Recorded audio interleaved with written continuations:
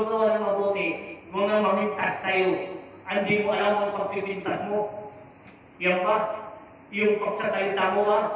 Alam mo yung kasaysayan mo, yung nagsabihan mo, yung nakita mo kasaysayan niya, at pinagalingan niya, mahumusga, baka inusgahan mo yan, baka yung di lang pahamak sa iyo. Ang sabi ng Diyos, kung sino man ang mahusik, hindi niya alam ang kasaysayan, baka yung din ay papahamak sa kanya.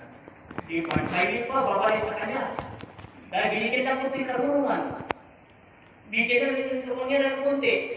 Akala nila, mas mahigit pa sila Diyos.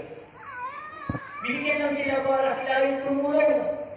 At ang mga taong may sakit ay tumulong. Huwag sila, mas mahigit pa sila sa Diyos. Pagkumbaba sila dahil siya kanila binigyan dahil ang Diyos. Dahil binigyan sila para tayo ay magandang hangarin ng bawat isa at magandang maraming bagay. Malalaman ninyo kung ano man ang gusto ng Diyos para sa atin. Gusto kailangan natin ay magbago na. Magkaisa. Totoo yun, sabi niya naman, kinalabi niya. Ang Diyos, nakasilubuhan na sa atin lahat. Nakaikot na ng lahat yan at aakyat siya ulit. Pagbaba niya, buong mundo na makikilala siya. Dahil mapalat, mas matagal siya sa Pilipinas, punta sa ibang bansa. Dahil Pilipinas ang kanyang pinili. Bakit mapalat kung tayo ay marunong magkumbaba. Eh, itong upuan natin, mesa natin, nandito, dagat-dagatan apoy, at daan patungo sa paraiso ng Diyos. Masikip yan. Parang buhok nyo lang yan, bilutong-lutong.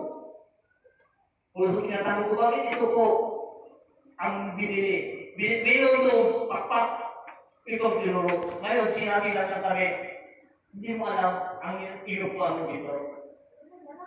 Yung dito, sabi na, dito ang mga masasamang lahat. Marami dito dahil dito ang apoy. Ano na yung puti? Yan ang mga usok. Dito na silang masusunod lahat. Kahit sa 1,000 taon at nandito sila. Ito po, ano ito? Ito ang kadagat-dagat ng apoy. Ang dagat ay blue. Yung usok ang puti. Ito ang liwanag at apoy. Puso na dito sa mesa natin, binigyan ng Diyos para tayo ay nagtindihan natin bakit nandito sa harapan natin ang kadagatan ng apoy at apoy. Kailangan tayo magpaguna habang may panahon pa. Ang tanong sa inyo, saan gusto ninyo? Para kayo ay lugot-lugot sa masaya sa tatlong klase ito. Ha? Ito ang daan. Kung sa itong daan, ito ang design. Puso, iisa yan. Yun ang sabi ng Ama. Kung dito, hanggang gusto niyo gawin, habang may panahon pa gawin niyo na ang dapat gawin at pagbudihan. Dahil, pwede naman kayo nililigtas niya. Dahil hindi mo alam o tama o mali. Ngayon, kung alam niyo tama o mali, dahil gusto niyo pala sa kanya, magbago ka na. Dahil kahit anong kasalanan mo, dahil hindi mo alam, dahil wala mo panulang sa iyo, ay, pwede baguhin yan. Dahil ngayon nalaman nyo na, kung nagbago kayo, pwede na kayo iligtas. Sino ba ang Ama? Ipapahilangin niya ang anak niya kung nagbago na, ang alam lang tama ang mali.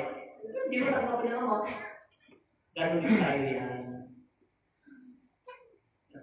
Ano?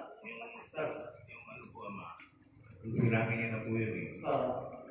Yung sinabi niya, matagal na ako nandito. Sabi niya, matagal na ako nandito. Hindi niyo lang ako nakikita. Ang inihiling ko lang sa inyo, magbago na kayo. Aalis ako, sabi niya.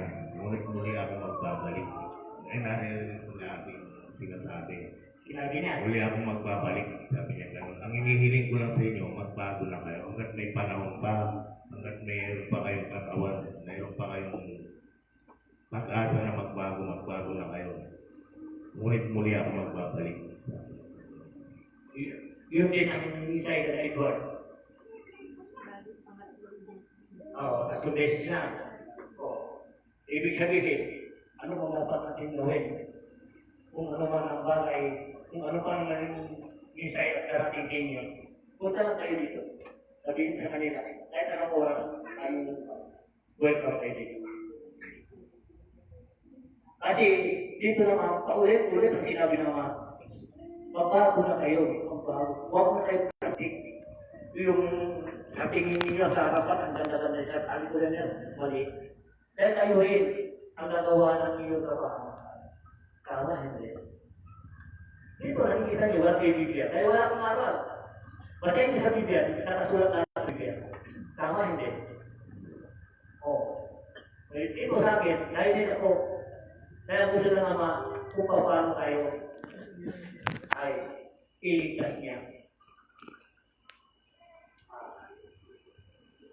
Sino gusto mag-senta dyan? Mayroon ka sasabihin. Mayroong misay sa ito. Walang misay dyan. Tayo kung siyan. Apa natin? Dahil lahat ito, ang misay niyo mahalaga sa lahat. Tama. Baka gusto mo sasabihin, sabi ka.